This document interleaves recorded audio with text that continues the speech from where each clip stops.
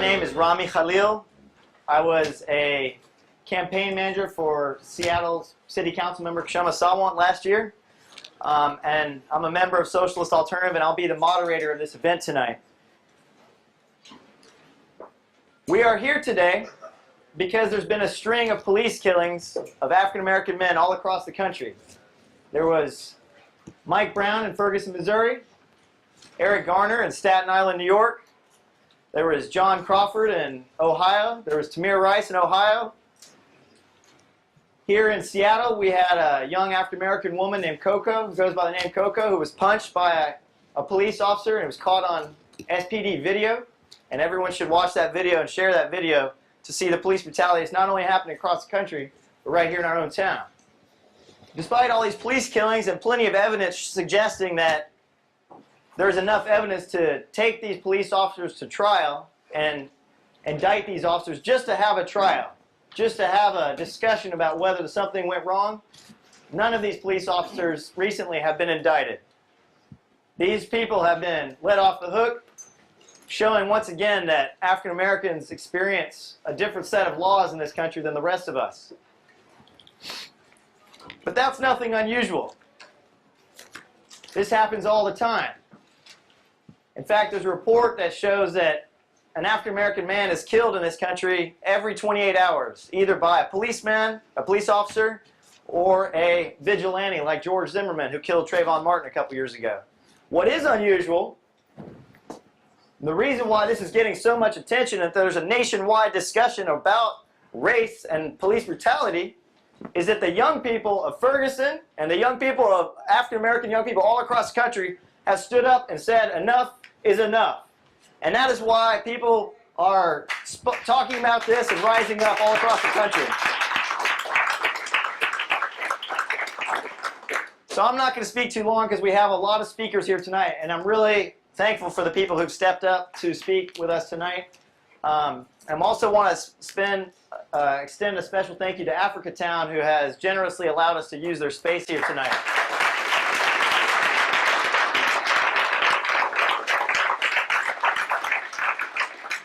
Our next speaker tonight is a local leader of the King County and Seattle NAACP.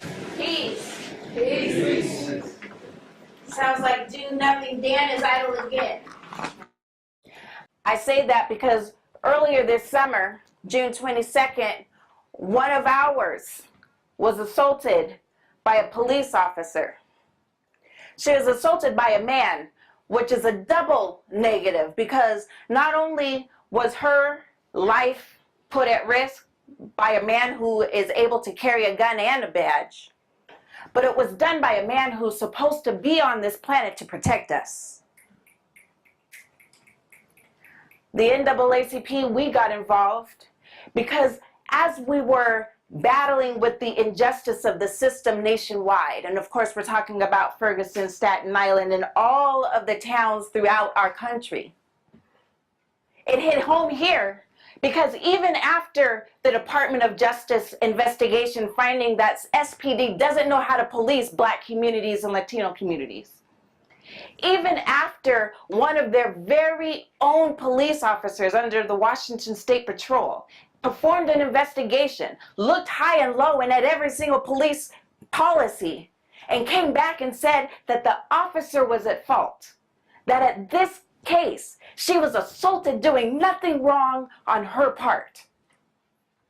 Even after we won that investigation, which is rare for Seattle because we all know how often we lose. The NAACP, we turned to Dan Satterberg and we told him, right here, you have an opportunity to correct what's wrong. Right here, with the world watching Seattle, you have the opportunity to step up, take a stand, and make certain that you hold officers accountable for any time they act outside of the law. Do nothing, Dan, he stands idle again because he looked at us. He looked at this young girl and he said, I can't do nothing. Now, you and I know the repercussions of that because right now as we speak, there's Bruce Harrell and other city council members who are turning around and saying, body cams are going to be the solution. Dash cams, when they operate, are going to be the key to holding officers accountable. But you and I know in this fight that until we have a prosecutor who is willing to stand up and do his job to actually prosecute the officers, no dash cam, no video, no investigation is going to be able to do the work that he's supposed to do. That's making certain that no officer that steps foot in our streets, that steps foot in our neighborhoods, that comes face to face with any of our brothers, our daughters, our aunts, our mothers, make certain that they know that they are not above the law. Dan Satterberg, I want you to personally understand this, and let me be very clear. The NAACP will look at you and make certain that every single day you go to work that you hate your job until you step up and you do the right thing and you learn how to prosecute the officers. Shalise Seacrest, NAACP, thank you all. Okay. Hi, everyone. So, like I was wonderfully introduced, my name is Devin, and this is Celia, and we're both part of Youth Undoing Institutional Racism and Ending the Prison Industrial Complex. And, yeah, rep. And the main reason why we were asked to speak tonight is because both of these organizations are working here in Seattle, working very hard to stop the new youth jail that is being built on 12th and Alder. Oh yeah, look, we already got some support. That's really, because usually when I say that, people are like, what are you talking about? People usually don't know about it. And I think that one of the main reasons why this is important, like many other people have said tonight, is because this is a system, and this system is pumping our kids into this youth jail, and the fact that they're expanding it right now is just showing us in like true live colors that this system isn't being stopped, and that's why we've been asked to speak tonight. You wanna? Yeah. And so as a young white person, I wanted to speak to y'all too, particularly because of the demographics in this city. And when we're talking about the youth jail, we know that it's not mostly white youth that are going into the jail. And the reason, part of the reason for that is because of these diversion programs that King County loves to brag about that are working for mostly white youth. But it's not working for youth of color in the same way. And we know why that is, because like Devin said, that's the system that's supposed to work that way. And especially when it comes to white organizing, like the purpose for this event, organizing a mass movement, know that in whiteness, a lot of the pieces of white culture that perpetuate this system exist through white people. And not only white people, but when it comes to white organizing too, those aspects of white culture play out. And sometimes, a lot of times it harms the movement more than it helps. So if white people are going to be involved in this movement, which they do need to, especially looking at the demographics in this city, there's a specific role that needs to be played, or there's a specific understanding that needs to be reached before we get there, especially when racism and police brutality and a police mentality are a very sort of instinctual piece that white people, not just white people, but white people particularly are taught growing up in this society. Yes. I also want to make the point that this is a multi-generational movement, but at the same time, we need to listen to the youth who are being directly affected by the system.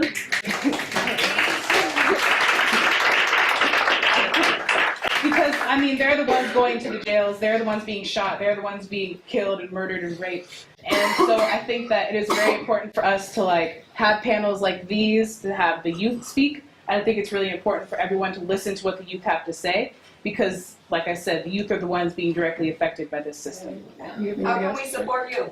Oh, talk to me.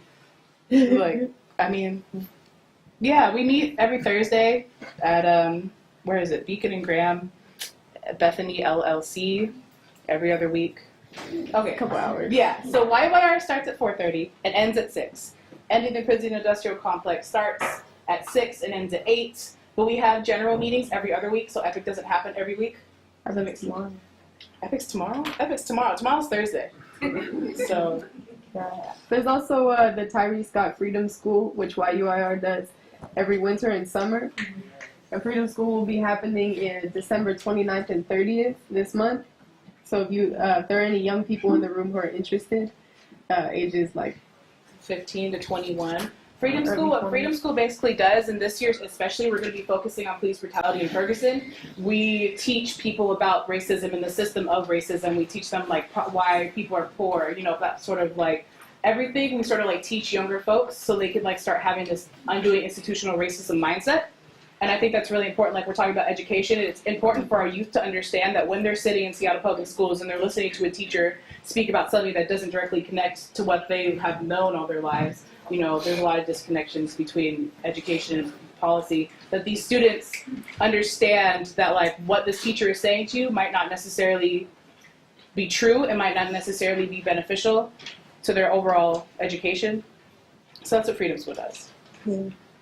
And it gives young people the tools also to speak to people in their families and in their communities about all of this. I guess especially when it comes to building this mass movement, it's important to know that police brutality is not the only issue. And it's not, I think looking at it as an issue, it is the movement, you know, it is the movement. And when you're talking to someone who thinks environmentalism is the movement, it's connected. They're not separate. So Freedom School also gives you the ability to have those conversations. European descent. And then for the white folks, European Descent is a group, DISSENT, which is a branch of the People's Institute for Survival and Beyond and the People's Institute Northwest.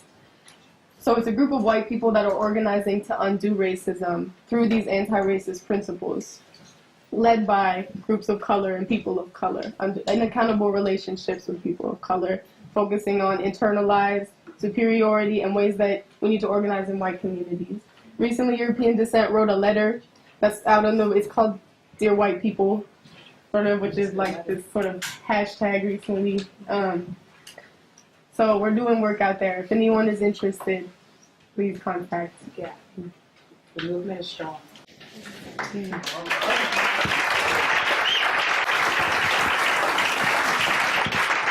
you so much.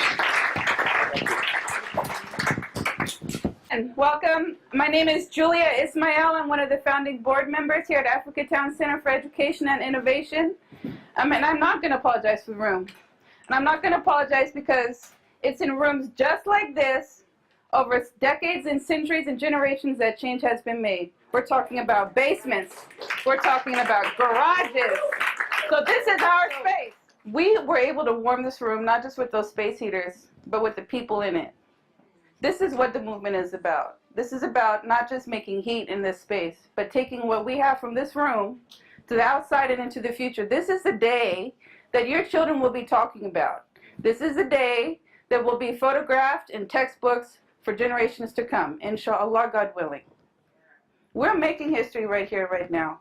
And part of the reason why I'm so absolutely 100% thrilled to have you all in our space today is because we get to introduce ourselves. Can I just get a quick stand up of people who have been at Africatown Center before, or hands up? All right, love it. This is your home. And if I could just give a quick shout out to all those who just stood up for Africatown Center. It's your home. You feel that? You feel that? You feel it when you walk in through those doors, because this is a space that belongs to the people. And this space is not just about whatever it is that is the flavor of the day. We are solely focused, laser focused on what education means in this prison to pipeline system. So I was talking to a dear friend of mine, Dr. Deborah Sullivan. Anybody know Deborah Sullivan? Okay, brilliant sister, right? She was talking to me yesterday on the phone, and she said, Julia, now it's not about, we all have to be on the same page, right? So there was a sister, right? You said, in ecology movement, it's all the same. She said, you don't have to be on the same page, but you got to be in the same book. What? It blew my mind. She said this to me. So I'm thinking, like, how are we going to talk about police brutality? How are we going to talk about in the same sentence what education means? But what are we really talking about? We're talking about valuing human life. We're talking about Black Lives Matter in all aspects of that life cycle. So we're talking about decriminalizing our culture. We're talking about, when we say the word gang, we don't automatically think criminal. We think a self-organized social structure with the economic system that leads to self-efficacy and sustainability. We're talking about our language being fully accepted and embraced as a part of this American fabric. We're talking about economic viability. We're talking about being represented in those school books. Like, I hope that you all take into deep consideration, either going through the People's Institute of Seattle or the Youth Undoing Institutional Racism. These are all amazing tools that we can use to sharpen this part. But why we're here tonight is this part. So we need both. And right here at Africatown Center in Education, we're not just talking about it. We do it. As we're sitting here right now, parents are coming to pick up their children who have been studying their native African language so that they can communicate with their parents. We are holding classes on how to encourage young people to be entrepreneurs. What kind of app or what kind of code can you create to create your own destiny? We're talking about sewing classes that teach math. We're talking about history classes that we are fully represented. We're talking about children who smile and beam, and on the first day they say, oh, I hate math. And on the second day they say, I'm a mathematician. I just came from a girl, she looked up at me and she said, Julia, no, they call me Madam Julia. He did this, they call me Madam Julia, I love it. They say, Madam Julia, I'm just so glad to be here because I don't feel like I'm being judged. This is a 7-year-old girl telling me that she is glad to be here because she doesn't feel judged. And you imagine what that environment does to her ability to learn? They're like sponges. And there are educators in this room who have been in classes. There are parents who have sent their children to our classes in this very room who can speak exactly the same story. Different details, same story. We see children blossom and bloom. But I'm going to say that's just one page of the book. That's one page. Maybe, okay, I mean, it's a chapter because it's kind of complicated, right? It's a whole education. But I'm saying that when we see your faces here, when our children see you come out and support them in a place that they love and admire, we now belong to them and they belong to us. So it's not just a matter of putting a little police camera on somebody, because I absolutely agree with Ms. Seacrest. That's not going to do the job for them. They could turn it off and it's you know, free reign. But let's think about creativity. This is the Africatown Center for Education and Innovation. We're not talking about just grabbing a sign and going protesting down the street, because I'm going to tell you something. I've seen the city of Seattle's police department budget, and they get paid. Okay? They get paid overtime, they get paid extra time, they get paid in all kinds of ways. They benefit directly from us protesting against police brutality. So if you think that is the end goal, it's good. It's a piece of the puzzle, but it's not the whole thing. Let's talk about other solutions. Let's talk about unpaid leave while they're under investigation. How many people in this room have heard police, some mention of a police officer saying that it's a paid vacation when they shoot a black man in the street? How much money did that man get for shooting Michael Brown in the street? The man is a millionaire. So I'm saying, I don't care if they like me or not. I don't care if they respect me or not. All I need to know is that once I have my rightful place in this society, it doesn't matter what they think of me. You see what I'm saying? My success does not depend on the approval of white folks. That's just it. And as soon as we begin to get over that, as soon as we stop incentivizing violence against my community, it's going to continue. So let's talk about some solutions tonight. Let's be innovative tonight. Let's think outside that box tonight. And remember those faces right across the parking lot. That's who we're here for. And with that, welcome to Africatown. Julia Ismail. Enjoy your evening. Thank you, Julia. Our next speaker he's a medical doctor who deals with victims of community violence. Please join me in welcoming, he's also a social alternative member. Please join me in welcoming Dr. Will Washington.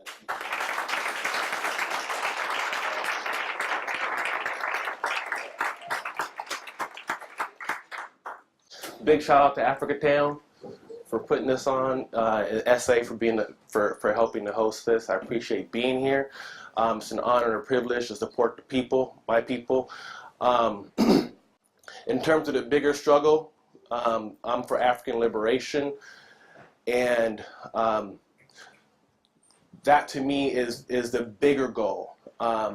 And we all know that there's a whole lot to fight here. I mean, we're going to remain a commodity so long as this empire exists, and I'm sure of that. But in terms of what we're here for today, how do we rid ourselves of this particular problem of police brutality, which has to stop today?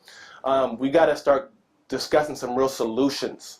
And so I think it's very clear to us in terms of how I'm from the South, and I'm born and raised Seattle, and I know what it feels like. I don't know what it feels like to be in Palestine, but I think we have a similar understanding of what it feels like to be occupied, what it feels like to almost be a colonial people inside of America and treated that way. And the statistics support this.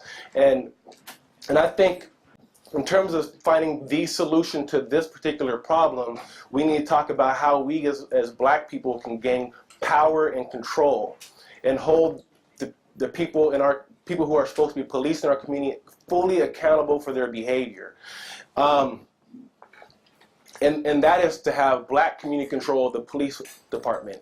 And not, when I say black community control, I mean power for us. We need to have full representation. When I say power, we need to be able to hire, fire. We need to be able to discipline. We need to understand where the money's going.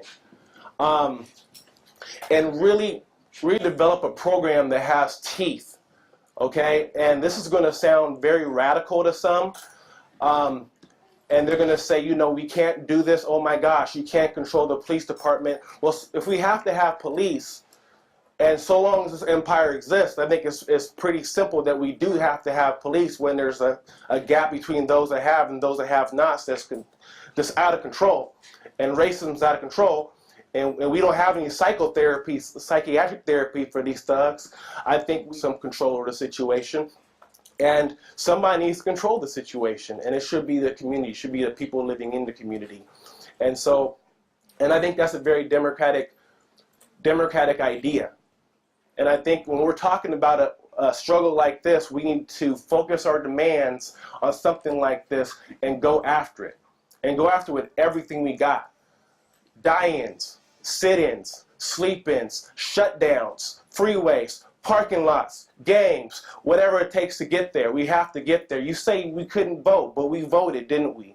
So this has to be a commitment, I think, in my heart, and I'm convicted about, based upon the literature that I've seen and what I have been exposed to, that this struggle needs to start today.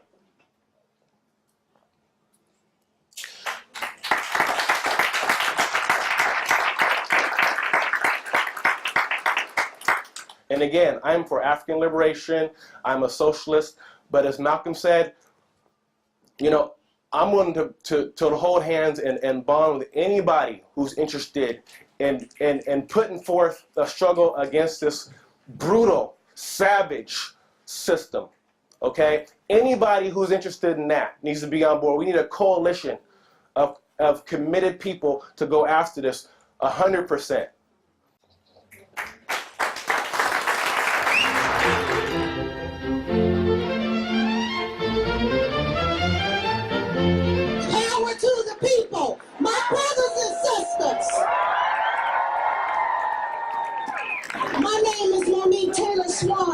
And I am a caregiver with SEIU. And I'm here today to talk to you about Dr. Martin Luther King, who was a man, who was a preacher, who changed the world. Well, I am a woman who is a caregiver, who saves lives. And when we unite together, there's no telling what we can accomplish as a world. I'd like to tell you a little story, my brothers and sisters, about my grandmother who fought for her civil rights. She was a nurse. She wanted to save lives. She fed people. She clothed them. She was a mother of all mothers. She loved our neighbor in her community. She made change in her community because she was a nurse. When Rosa Parks walked in Alabama, although Ruby Mitchell wasn't there, she united with her people in Arkansas and walked with her nurses in solidarity. She passed away at the age of 94. And now, my brothers and sisters, we are still fighting today. Caregivers all across Washington are standing together. And I'm standing here proud to say that we take care of senior citizens and disability people in their community and keeping them safe in their homes where they want to live and where they want to be and where they have dignity. My fellow brothers and sisters and caregivers, we fight for $15 an hour to provide for our family.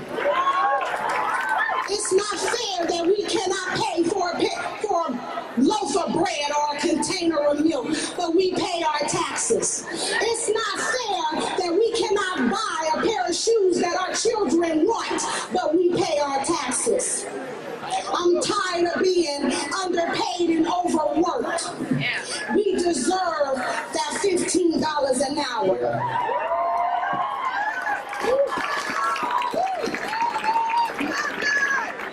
My brothers and sisters, one thing that stood out to me when Dr. Martin Luther King said, "Our troops will march on." We are still marching today to change the laws in the state of Washington. For $15 an hour to lift caregivers out of poverty, to take action on police brutality on our youth, your kids is kids, and your kids is kids is kids. We need to stop it. To take action, to take care of the sick and the elderly, and the most important, to exercise your right to vote. It is your right to vote. Remember, my brothers and sisters, Dr. Martin Luther King was a man who was a preacher who saved the world. And I am a woman who is a caregiver who saves lives. Everyone has the power to change. Everyone has the power to change in their community. And I ask you, my brothers and sisters, today to unite and stand